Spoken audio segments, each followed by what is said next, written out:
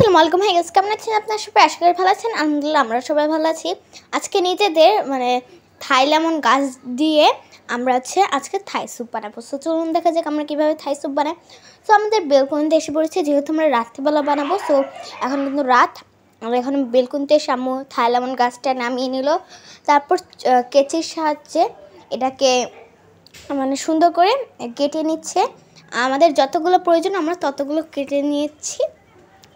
এই যে দেখুন আম্মু সুন্দর করে থাই লেমন গ্রাসটা কেটে নিচ্ছে। আর দেখুন মাশাআল্লাহ দিলে থাই লেমন গ্রাসটা কত সুন্দর হয়েছে।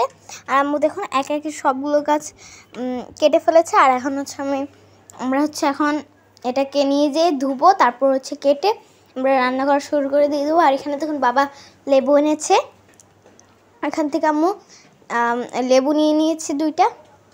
তারপর এখানে গরু মাংস দিয়েছে, আপনারা চাইলে মুরগি মাংসও দিতে পারেন, আবার গরু মাংসও দিতে পারেন। আর এখানে দেখুন, আর মুরগির মাংসটা দিলে কিন্তু টেস্টটা আরও ভালো আসে। আর এখানে আমরা চিংড়ি মাছও নিয়ে নিয়েছি। আর এখানে একটি কড়াইয়ে প্রথমে মাংসটা দিয়ে দেবো। আর এখানে দেখুন এখানে ডিম নিয়ে নিয়েছি আমরা, এখানে 2টা ডিমের কুসুমটা এখানে নিতে হবে। দেখুন আম্মু সাদা অংশটা নিচে ফেলিয়ে রাখছে, নিচে ফেলাচ্ছে। তারপর এই কুসুমটা অন্য বাটিতে নিবে। এই যে এখন এই কুসুমটা অন্য বাটিতে নিয়ে নিয়েছে কুসুম।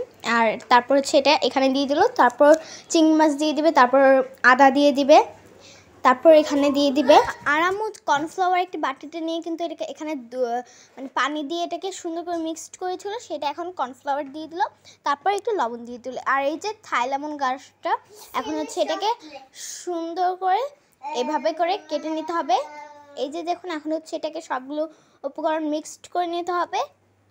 এই যে আম্মু সুন্দর করে মিক্সড করে নিচ্ছে। তারপর থাই লেমনটা দিয়ে দেবো। আর এখানে দেখুন লেবু দিয়ে দিয়েছে, লেবুর রস। তারপর সয়া সস দিয়ে দিল, সস দিয়ে দিয়েছে। তারপর থাই লেমন গ্রাসটা দিয়ে দিল। তারপর এখানে পরিমাণ মতো পানি দিয়ে দিয়েছে, 4 থেকে 5 কাপ। এই যে দেওয়ার পর এটাকে আবার সুন্দর করে মিক্সড করে নিতে হবে। আর এখন আমরা কাঁচামরিচটা দিয়ে দিলাম। আর আমরা কাঁচামরিচ দেওয়ার পরে কিন্তু চুলাটা জ্বালিয়ে দিয়েছি।